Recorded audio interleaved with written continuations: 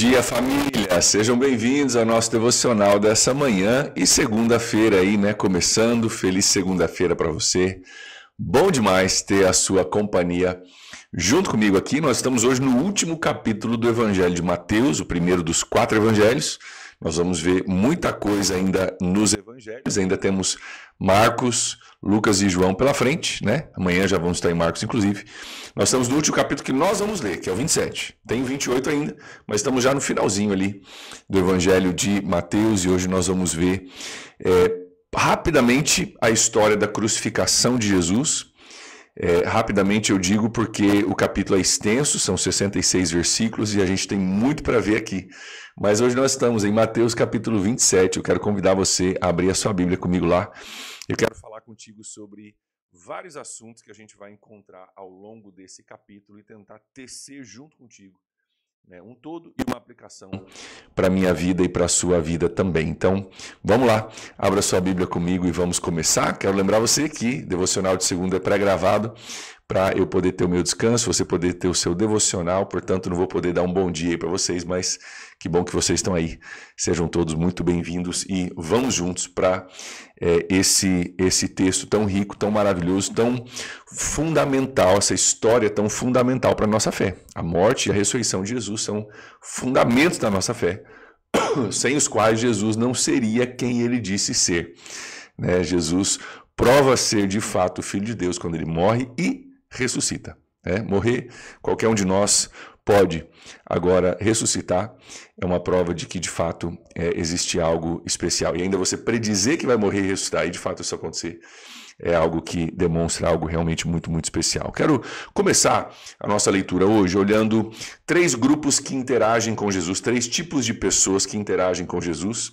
Eu quero começar falando contigo sobre 3 tipos de pessoas que não seguem a Jesus. 3 tipos de pessoas que, nesse capítulo, não seguem a Jesus, mas que têm características diferentes. Quero olhar contigo isso a partir do versículo 1.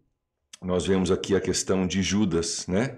Olha só, quando Judas, que o havia traído, versículo 3, viu que Jesus fora condenado, foi tomado de remorso e devolveu o chefe de sacerdotes, os líderes religiosos, 30 moedas de prata e diz: pequei, pois traí sangue inocente.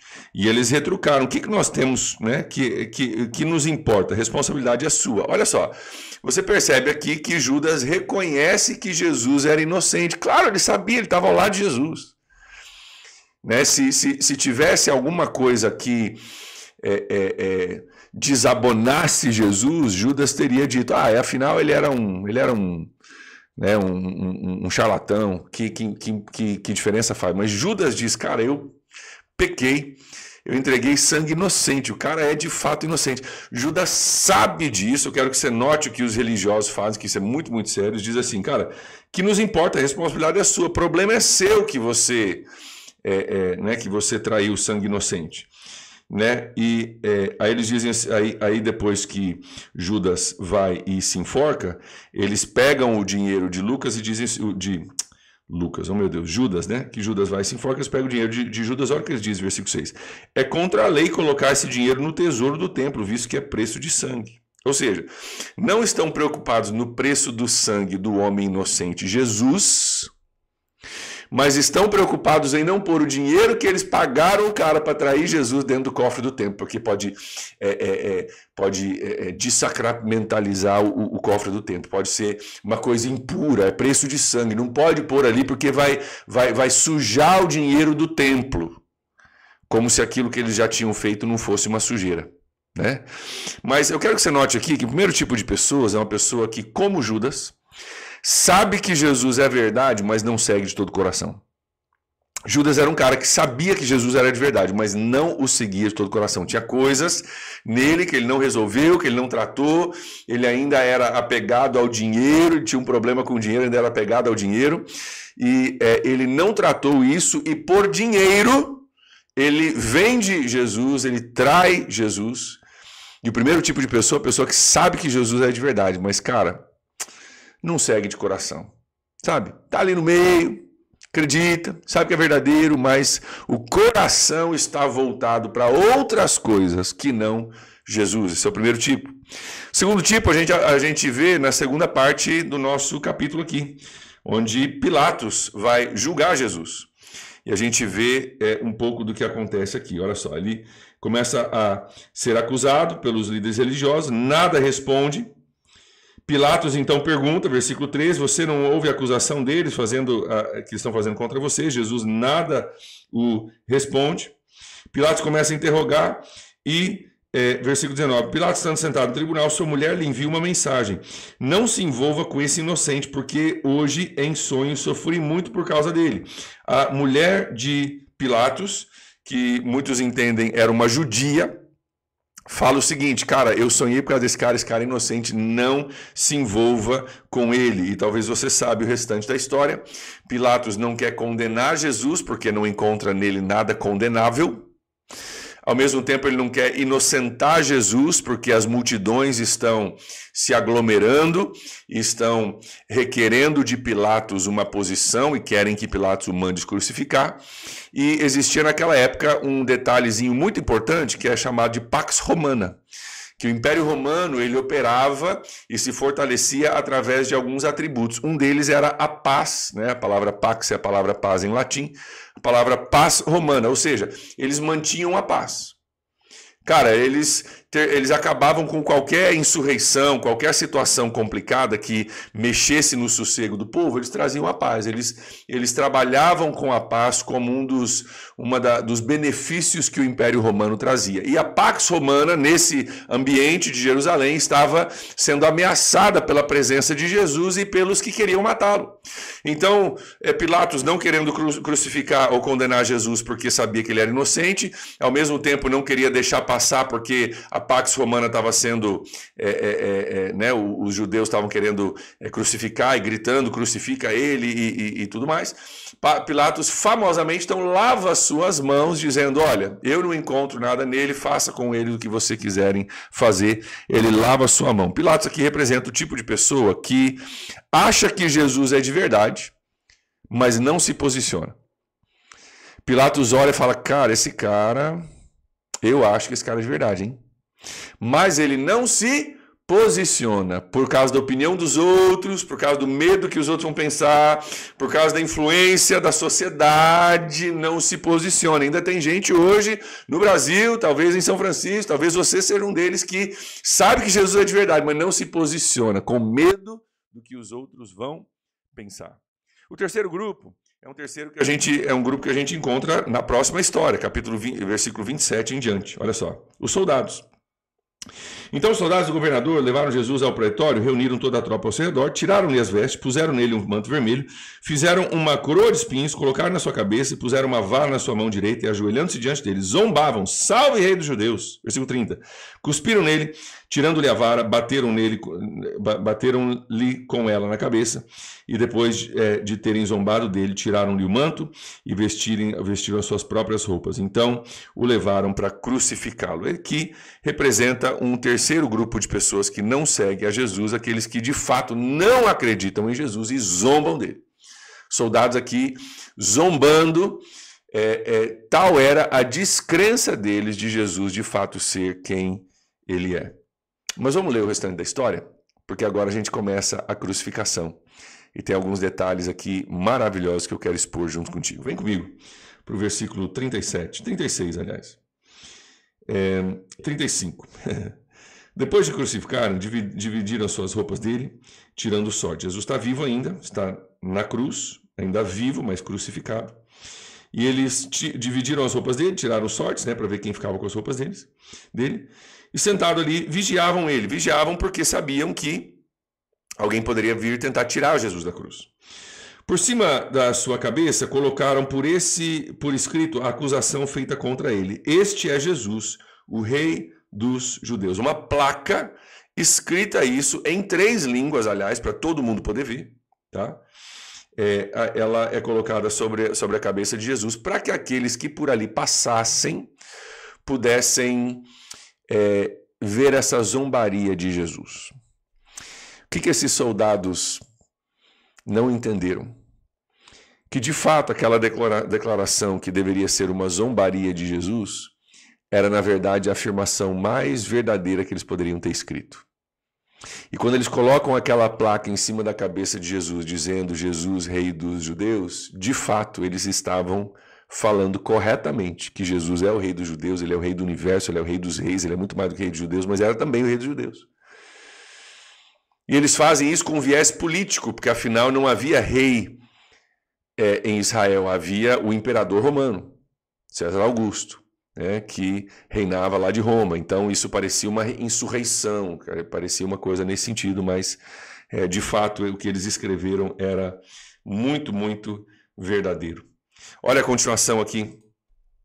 Depois, 2 ladrões foram crucificados com ele, um à sua direita, outro à sua esquerda, e os que passavam lançavam-lhe insultos, balançando a cabeça e dizendo: você que destrói o templo e reedifica ele em 3 dias, salve-se!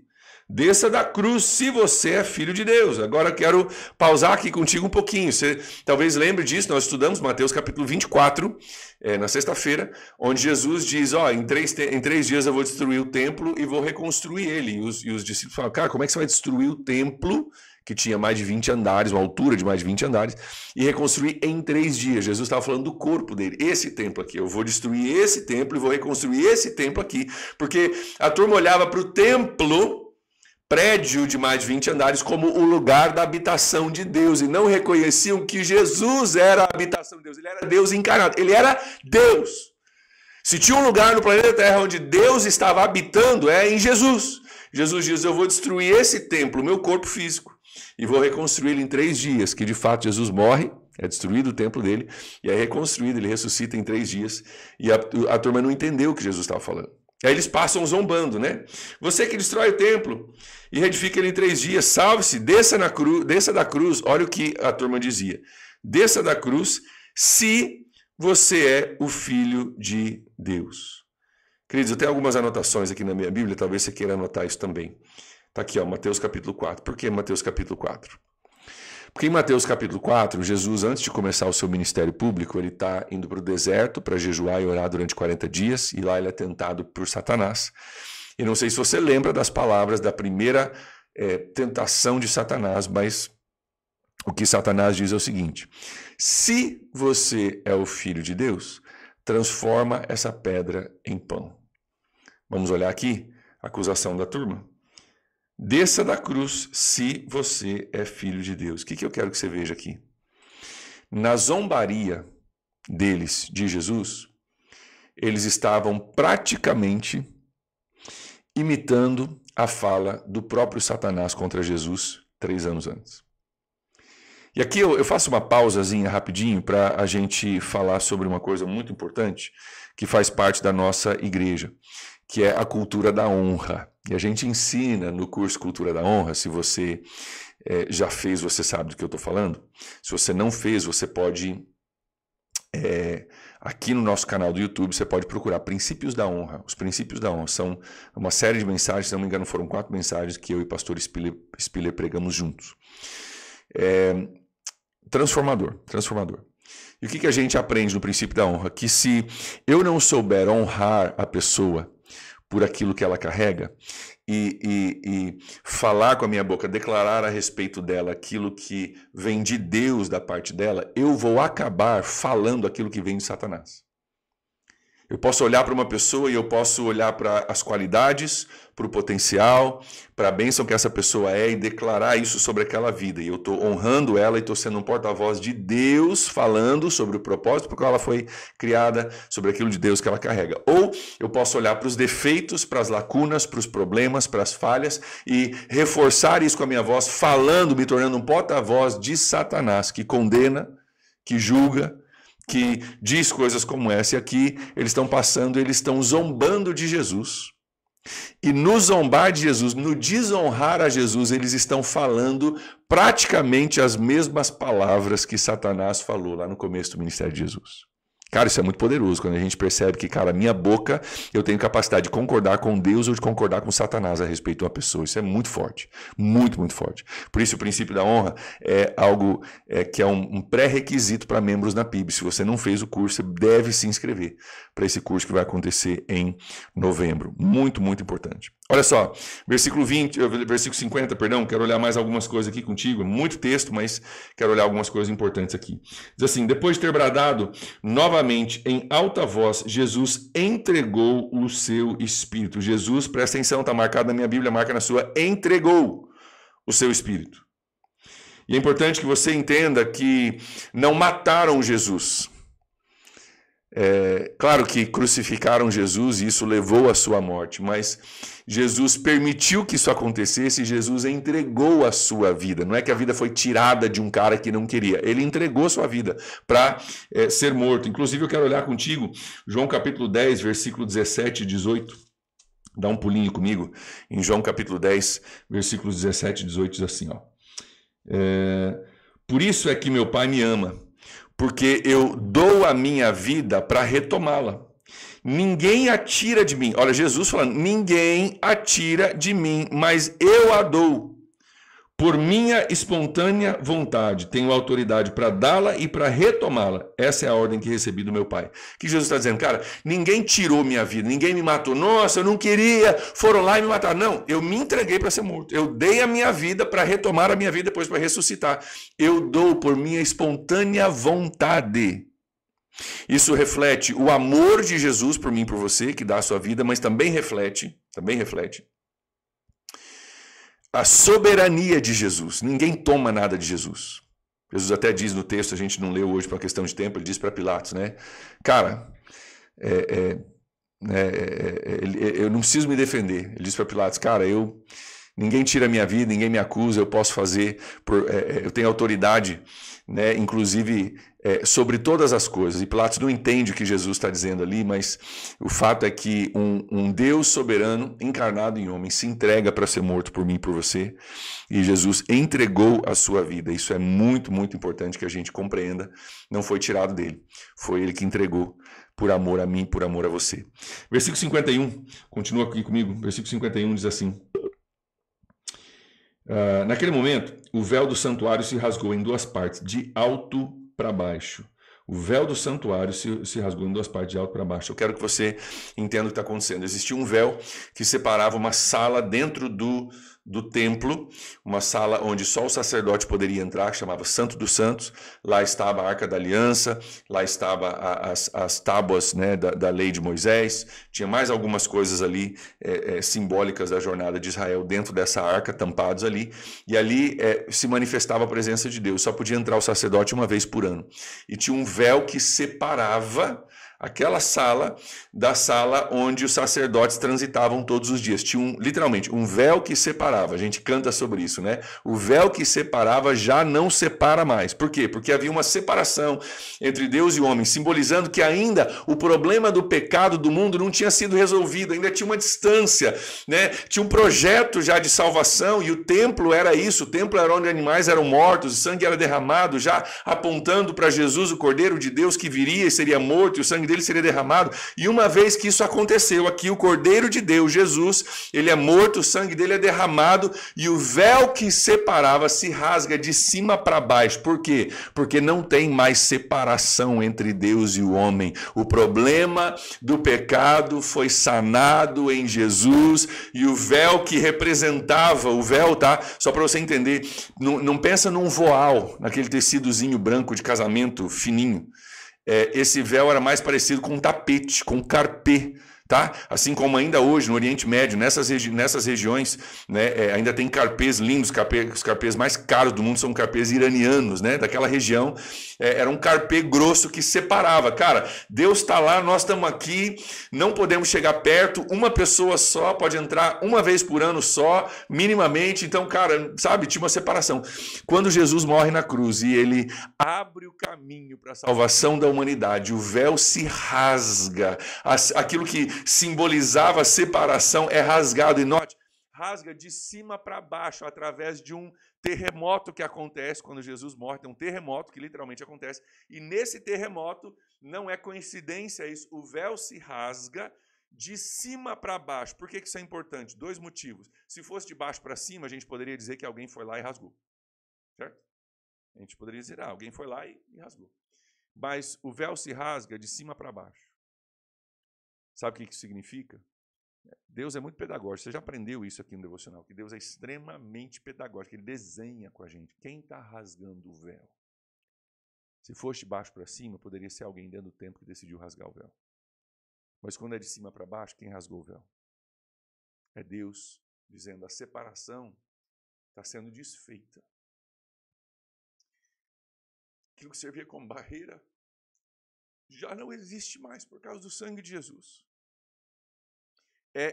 Está desenhado para a gente que o sangue de Jesus e a crucificação de Jesus é aquilo que removeu a barreira entre eu e você e Deus. Eu não sei como é que está o seu dia hoje, como é que está a sua semana, mas, cara, só isso aí, só lembra disso. O véu que separava já não separa mais.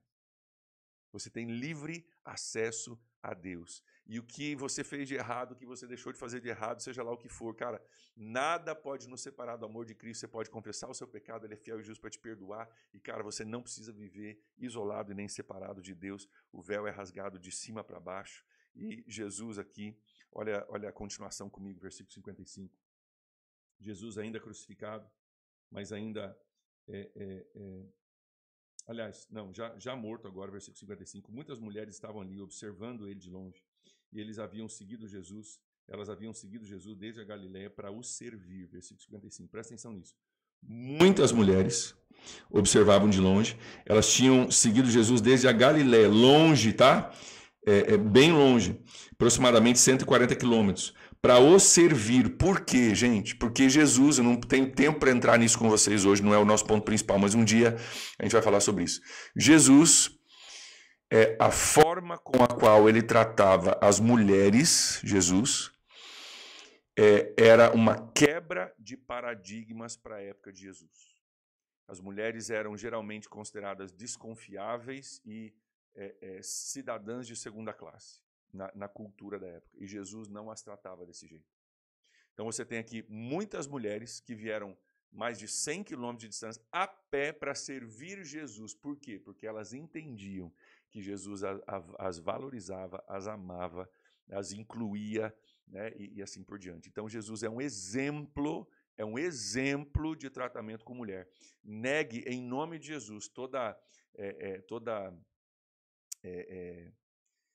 tentativa que pessoas têm de conectar a religiosidade, né, o caminhar com Jesus, o ser um cristão, com alguma coisa de suprimir a voz feminina, suprimir o espírito feminino. Isso não é verdade. Jesus, o nosso modelo, foi alguém que exaltou as mulheres, que cuidou das mulheres, que valorizou as mulheres como nunca ninguém fazia na sua época. Versículos 62 e 66, para a gente continuar, porque tem muita coisa aqui, meu Deus do céu. 62, no dia seguinte, isso é no sábado, o chefe dos sacerdotes fariseus dirigiram-se a Pilatos e disseram, Senhor, lembramos que enquanto ele estava vivo, aquele impostor, chamando Jesus de impostor, né? Disse, depois de 3 dias ressuscitarei. Ordena, pois, que o sepulcro seja guardado até o 3º dia, para que não venham seus discípulos e roubem o corpo, e digam que ele ressuscitou dentre os mortos. Esse último engano será pior do que o primeiro. Olha a preocupação deles, né? Então, olha só, versículo 65. Levem um destacamento, respondeu Pilatos. Podem ir, mantenham o sepulcro em segurança, como acharem melhor. E eles foram e armaram um esquema de segurança no sepulcro, além de deixarem um destacamento montando guarda. Lacraram a pedra. Olha que interessante. Olha a preocupação dessa galera. Ora, lembrando que ele falou que um dia ele ia ressuscitar, e vai que os discípulos roubam o túmulo dele. Então, cara, vamos lacrar, vamos botar um destacamento, vamos botar um esquema de segurança, lacram a pedra, literalmente. Cara, olha a preocupação desse cara. Vai que esse cara ressuscita ou eles falam que ele ressuscitou e só para você poder depois pegar o contexto, se você tiver tempo hoje, são poucos versículos, leia o capítulo 28. Meu amigo, você pode montar esquema de segurança, Você pode, para barrar o homem, você pode fazer. Para barrar os discípulos de roubarem o corpo de Jesus, você pode pôr destacamento, esquema de segurança, lacrar a pedra, pode fazer o que você quiser. Show de bola, vai funcionar. Agora, meu amigo, para barrar Jesus de ressuscitar, tem jeito não, tá? Tem jeito não. Vocês podem zombar, eles zombaram de Jesus, eles mataram Jesus, eles lacraram a pedra, mas ninguém impede Jesus de fazer o que Jesus quer fazer. Você pode impedir muita gente de fazer muita coisa. Você pode, e a respeito de Jesus, cara, você pode zoar Jesus. Ah, isso aí é conversa para boi dormir, isso aí é massa de manobra. Você é crente, não acredito que você acredita nessa coisa. Pode zombar, pode matar, pode lacrar, pode tentar botar um destacamento para impedir, pode fazer o que você quiser, meu amigo, mas Jesus, ninguém o impede de fazer aquilo que ele determinou que ele vai fazer. Jesus, ele ressuscita. Leia o versículo 20, o capítulo 28 depois para você ver o final desse livro maravilhoso de Mateus. E eu quero encerrar fazendo uma aplicação aqui contigo, que é muito importante. Cara, como Jesus passou por tudo isso, hein? A gente leu rapidamente aqui, mas, cara, Judas, um dos próprios, traiu ele. Pilatos, que sabia que era inocente, lavou as mãos. Cara, eu deveria me posicionar, mas não vou me posicionar. Lavou as mãos, né? Os soldados zombaram dele, bateram nele, cuspiram nele, nem aí, fizeram uma placa, Jesus, rei dos judeus, botaram em cima da cabeça dele. As mulheres ficaram de longe, porque afinal de contas, cara, se você se associasse com Jesus, você poderia ir preso também, ser crucificado junto com ele, né? Como que Jesus passou por tudo isso e não deixou de cumprir o seu propósito? Quero sugerir para você que Jesus passou por tudo isso e não deixou de cumprir o seu propósito porque ele estava conectado ao Pai e submisso a Ele. Conectado ao Pai e submisso a Ele. Queridos, a paternidade de Deus, presta atenção nisso, a paternidade de Deus sobre as nossas vidas é uma chave para a nossa vitória. Se você quer viver uma vida cheia de propósitos, cumprindo o propósito para o qual Deus te colocou no planeta Terra, você precisa ter uma paternidade bem resolvida. Para isso nós temos recursos, desde livros ao 30 Semanas, que trata a questão de paternidade, mas nós temos que ter uma paternidade bem resolvida, se nós queremos viver os propósitos de Deus. Olha só, versículo 45, quero mostrar isso para você rapidamente. Versículo 45, quando Jesus está sendo crucificado, ele diz: E houve trevas sobre toda a terra, do meio do dia até as 3 horas da tarde, enquanto Jesus estava sendo morto. Por volta das 3 horas da tarde, Jesus bradou em alta voz: Eloi, Eloi, lama sabachthani.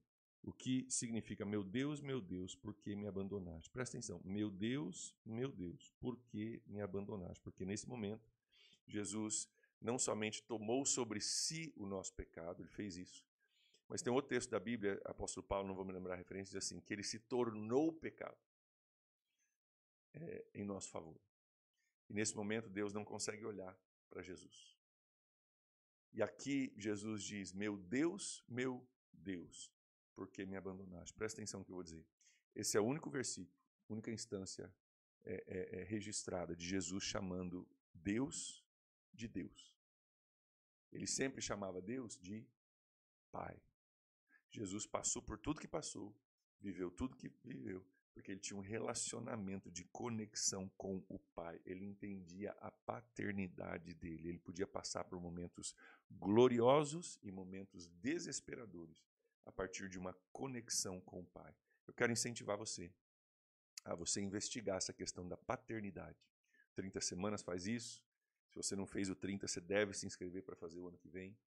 E a partir do momento que você entende que Deus não é um Deus distante, Deus não é o governador do universo que meio que se preocupa contigo, mas Ele é um Pai que caminha contigo e é íntimo contigo, a partir do momento que você vive a partir da paternidade do Pai, muda uma chave na sua cabeça. E você pode passar por momentos muito difíceis, sem perder a esperança, porque você sabe que tem um Pai, não é um Deus que diz que cuida de mim, tem um Pai que caminha comigo. A paternidade de Deus foi chave para Jesus poder cumprir o seu propósito. E a paternidade de Deus é chave para que eu e você possamos cumprir o nosso propósito também. Então, fica aí a dica para você. Se você quiser ler um pouquinho sobre isso, tem um livro chamado Paternidade Bem Resolvida, do pastor Fabiano Ribeiro.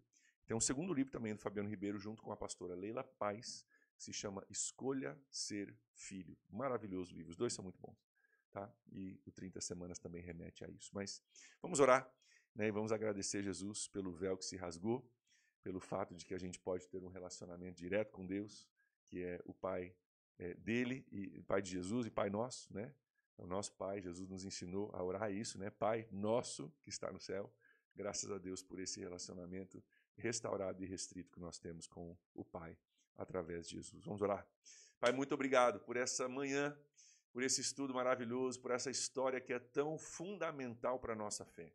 Obrigado pelos princípios aqui aprendidos, Pai, mas além dos princípios, além daquilo que a gente aprende como princípio, nós oramos, Deus, em nome de Jesus, para que o Senhor nos dê uma experiência, Pai. Nós não queremos viver somente a partir de princípios, queremos viver a partir de experiência. Experiência contigo, que nos marca, que nos transforma, que nos faz viver a partir da nossa filiação. Ajuda-nos com isso, Pai, nós oramos assim. Peço tua bênção sobre o dia e a vida de cada irmão que está me assistindo hoje. Eu oro assim, em nome de Jesus. Amém. Amém, queridos? Deus abençoe. Amanhã vejo vocês de volta para Marcos, começo do Evangelho de Marcos. Um abraço e até lá. Tchau, tchau.